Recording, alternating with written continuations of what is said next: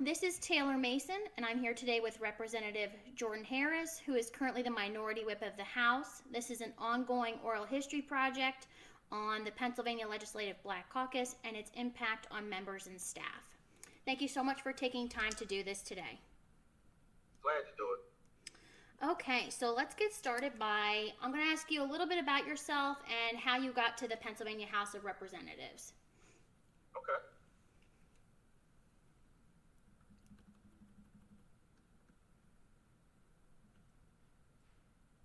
Wait, is that an open-ended question? Yes, yep, go ahead. Yep. Okay. So, born and raised in South Philadelphia, I actually represent the district that I grew up in. And honestly, with the exception of college, I've lived in this district my entire life. Okay. So you know, the folks that live in my district aren't just my constituents. Many of them are relatives, friends, and family members that I've or friends that I've known for years, and their parents and things of that nature, or people that I've just known for a while. So it's a true privilege and an honor to represent the district that helped raise me. I grew up in South Philly, went to public school my whole life. Graduated from high school in 2002 from John Bartram High School, and went on into a public university at Millersville, where I graduated in 2006 with a bachelor's degree in government and political affairs and a minor in African American studies. 2008, I graduated Cabrini College with a master's degree in education. After undergrad, I actually went into the classroom, and I was a middle school social studies teacher. Okay. Something that I really, really enjoyed doing. I really enjoyed being in the classroom and being with the young people all the time. It was really a fun experience. I left the teaching to go work at the school district of Philadelphia. Did that for about a year. Left the school district of Philadelphia to go work in the administration of Michael Nutter when he was the mayor of the city of Philadelphia. Did that for about a year or 2 years, and then I ran for office. And I ran for office, one, because the state representative in my area ran and won for city council, which in Philly is different, because everywhere else is typically the other way around. Mm-hmm. But in Philly it's different. He ran for council, which is a larger seat, and it was important to me that there be continuity of service for the folks that lived in my district, and to make sure that my district was represented by somebody who understood the plight, the pain, and the problems of my community. And so I left my job at the city because you can't work for the city of Philadelphia and run for office. So I had to resign to run. I did resign, and I ran, and I won in 2012, and I've been serving since 2013. Okay, great. So what has been your experience in the House being a person of color? Do you think that there have been extra obstacles or hurdles to overcome when running for public office, or even extra issues that you've had when you were here serving? Yeah, I mean, absolutely. There are different hurdles because there are different sets of problems. There are different sets of problems that people of color have that differentiate between Democrats and Republicans. And let me be clear, I am a Democrat, but there are problems that affect people of color that I don't agree with my own party on, because it's not about the party, but as a people, we just have different experiences. For example, some of my more left-leaning friends in my party will say defund the police. Well, folks in my neighborhood who have seen in Philadelphia almost 600 homicides last year, they don't want you to defund the police. Mm-hmm. Now, we want you to diversify the police. We want you to have medical professionals, and we want to hold police accountable and things of that nature. But we don't want to get rid of police in my community. When it comes to schools, we support public education in my neighborhood and people of color. But if you notice, a lot of people of color have a distrust of some of their local school districts, because if you look in the Philadelphia school district has been failing Black and brown children for decades. Mm-hmm. So people like myself and others support school choice, which is not necessarily in line with the Democratic Party platform. But when you look at the folks who do support school choice, who are Democrats, many of them are people of color. Mm-hmm. So it's hard in that essence, being Black and in the legislature legislature, because sometimes what you believe doesn't align with what the party believes, because there's just a difference, because you have a different experience. I think there's also different stressors. Like, I remember going into one of my colleagues' district offices, and it wasn't packed. It wasn't crowded like mine. You know, if you go in my district office, sometimes you'll see people, it's packed in there. Not as much now because of COVID, so we spread stuff out, but it's packed because the needs of my district are different than some of my colleagues. When Thanksgiving comes, people want to know if you got any free turkeys for them. That is foreign. That's a foreign concept to some of my colleagues. But, there's a difference for me. So that's one thing. There are other parts to it as well, where just, from a political perspective, fundraising. I didn't go to school on the main line. I didn't go to law school. I don't have law school buddies who are now CEOs of companies that I could call and ask for $5,000, $10,000, $15,000. I got to ask Miss Mary. And if Miss Mary give me $25, that's a stretch for Miss Mary. You know what I mean? So, those are some hurdles. I will say one, which just seems simple, is how many times that I've been asked for identification inside the damn Capitol. Okay. You know what I mean? If I have on a suit, I'm typically good, but sometimes I come up on a weekend, sometimes I come up at night, and I got a sweatsuit on, and I've had people ask me, well, where are you going? To my office. Yeah. You know what I mean? But those are some of the challenges people of color face in the legislature. Well, thank you for sharing that. So you mentioned your district, the 186th, which is portions of Philadelphia. You have a very well-known list of predecessors, some of them being Harold James and Kenyatta Johnson. What's it like being a representative of such a historic district in Philly? Oh, it's great, but it also lends itself to an expectation that folks have of you from day one. I remember when I first got in, people would come in and they would ask for certain things that I wasn't able to deliver. They were like, well, when Harold was here, Harold was able to do this. It's like, one, Harold's not here. Secondly, times have changed. And a lot of what, they were able to do back in the day, you're not able to do as much anymore. So, I had to endure that. For the first couple of years, people kept coming into my office thinking it was Kenyatta Johnson's office. And we had to, I remember one lady was looking in my pictures, and she was like, well, why is he in pictures with all these important people? And my staff had to explain to her, well, that is the state representative Jordan Harris. She's like, oh, so she didn't know, because she thought she was at Kenyatta Johnson's office. So, that is not the case anymore, clearly. But, when people are accustomed or used to certain folks, that's what they're used to. So we had to, kind of do a lot of work for people to know that Jordan Harris is their state representative. That's interesting. I've not, the interviews I've had that be an issue mentioned yet, but that's an excellent point to bring up. So you mentioned your predecessors. Did they play a mentor role for you? Did you work with them at all in any of the transitions when you were into office? Did they teach you anything? Anything you want to elaborate on that? Yeah, well, Kenyatta Johnson and I are friends, and he was helpful during the transition. Harold James is still a committee person. I'm a committee person as well in the 36th Ward, so I see Harold all the time. So I benefit by having both of them still around, where I can talk to them and get insight. Harold will hit me up every now and then, like, you should probably look at this, and I'll look at it. Okay. Do you keep in contact with any former members who maybe weren't a representative in the 186th? Anyone from another district in Philly or any districts outside of there? Do you keep in touch with any of them? Yeah, people call me. Margot Davidson texted me the other day. Yeah. Ask me, did I miss her? I'm like, oh, we miss you, Margot. Vanessa, who else have I talked to? Tony, I talk to Representative Tony Payton all the time. Okay. She's one of my very close friends. I talk to Tony. Trying to think off the top of my head, but yes, I do talk to former members. Okay. Many of which tell me they have no regrets leaving. Oh, interesting.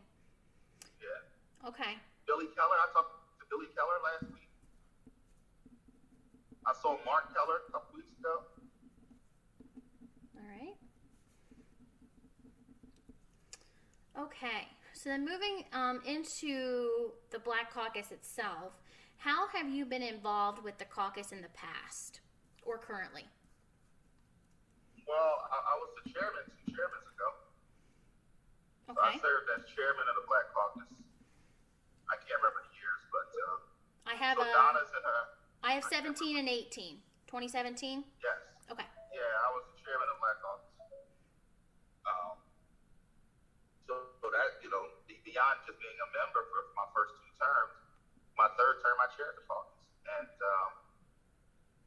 the truth is, the Black Caucus chairmanship and the unity that we were able to create in that caucus helped catapult me to being able to put the votes together to run for leadership.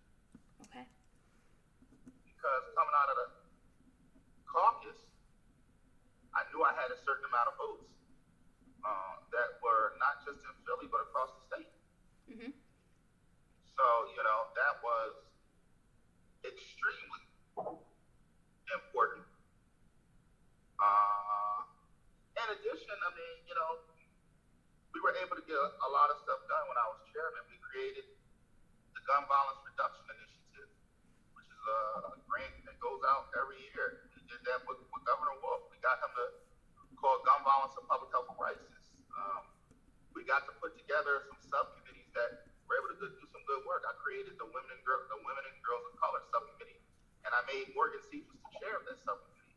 And so when you hear about dignity for incarcerated women, maternity, mortality, all of these things that are being talked about now, that work came from Morgan when she was the chair of the subcommittee of Women and Girls of Color. So we created the environment to have those kind of conversations about legislation. Mm-hmm. I'm going to take a side step here for a minute. You currently serve as the whip of the Democratic Party. What has that experience been like for you? I believe this is the first time we've had people of color serving as the leader and the whip. Do you think this is going to open the door up for more people to run for leadership roles and have more diversity? Well, I sure hope it does. But it's been an amazing opportunity. I'm very blessed. I really am, to be able to serve my caucus in such a way, and to have their faith and their trust in my leadership ability. So I appreciate that. I love what I do. Mm-hmm. I count the votes. We've been very successful at counting the votes. But also we help with the administration of caucus, with the leader. So, I have a really cool experience. It's not always easy. Sometimes it's difficult. Sure. You get to know people intimately. Sometimes you know too much about a person that you didn't want to know, but Yeah. you need to know those things because it helps, because it will affect how they are able to participate on the floor. So, it's a wonderful experience. And, the leader is a person who I've known since I was in elementary school. So for us to serve together as leader and whip and have known each other for so long, it makes it much easier to get stuff done. Okay. Okay. So what are some issues, you mentioned a few of them, but what are some of the issues the Black Caucus has had to work on in the past, and what do you hope the caucus will tackle in the future?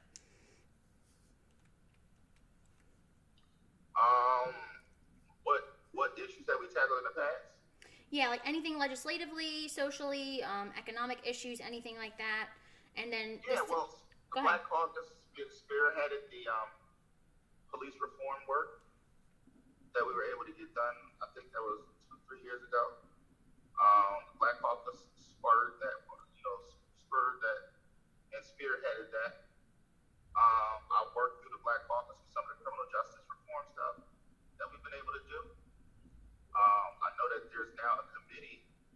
reports on budget equity, and we're now looking at the governor's budget, where everything is going and how to make sure that there's equity for Black people.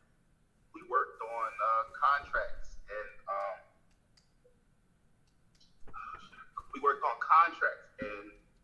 minority inclusion in contracts. So a lot of things. Back in 2020, you and other members of the Black Caucus took over the rostrum.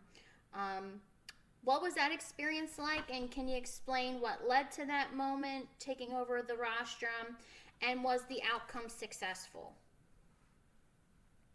Yeah, that was a crazy day. Representative Summer Lee kind of led the charge on that and making calls about, so if we do this,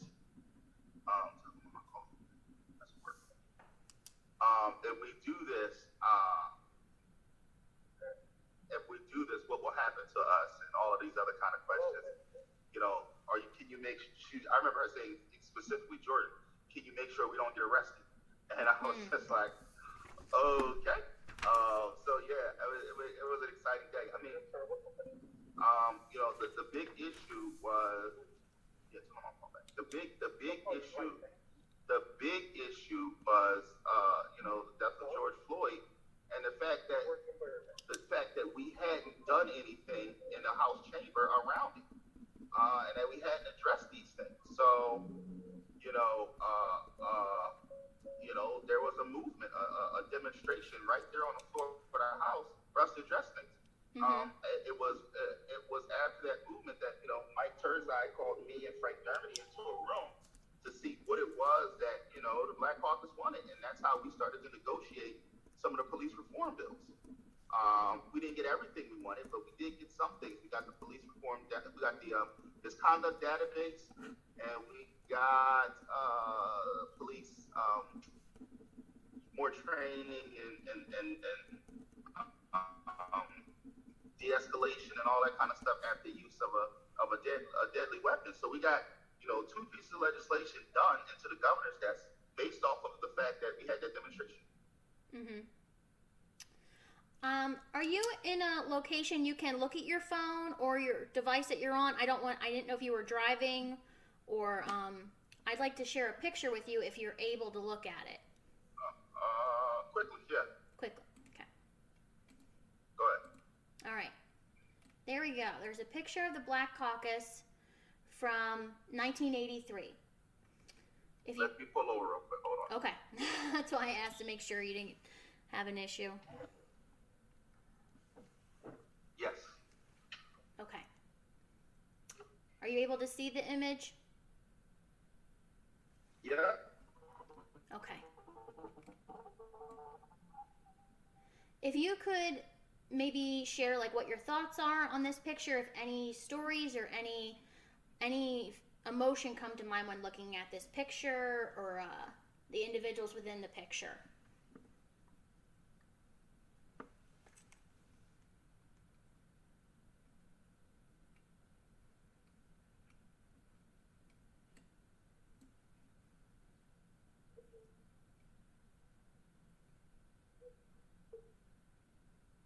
Well, one, I look at this.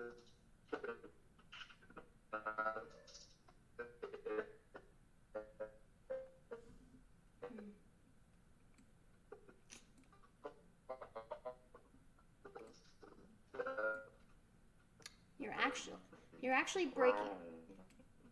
You're breaking up a little bit. And number. Okay, So number. we have, I think it's 8. I think it's funny. I'm looking at a young Dwight Atlanta. I see Kay Leroy, our mentors. Hardy Williams. Yeah. Hold on. Can you hear me now? Yeah, that's better. I wasn't sure if you were still on or not. I caught the last few seconds, but. Yeah, I see, folks like Hardy Williams, who was a mentor to me. Okay. I see him in a picture. Dave P. Richardson, who is like literally just a legend amongst the Black Caucus. But then the speaker, Kay Leroy Irvis, who put all of this kind of stuff together. I look at that picture and I think about how much of a sacrifice it was for them. I'm told stories about how there were times when they had to meet in secret. Okay. So, I'm grateful for, where we've come as a caucus, as the Black Caucus, and the things that we've been able to accomplish. And quite honestly, I look forward to the things that we'll be able to do in the future. Okay. Well, that was actually, you wrapped it up by explaining my last question. Anyway, how the PLBC impacted your overall House service. If you have anything to add to that, if not, we can certainly end there. Yeah, I'm a proud member of the Black Caucus. It's helped, mold and shape me and build relationships with other Black. Here's what it has done. The Black Caucus I knew this, but now I think more people know this.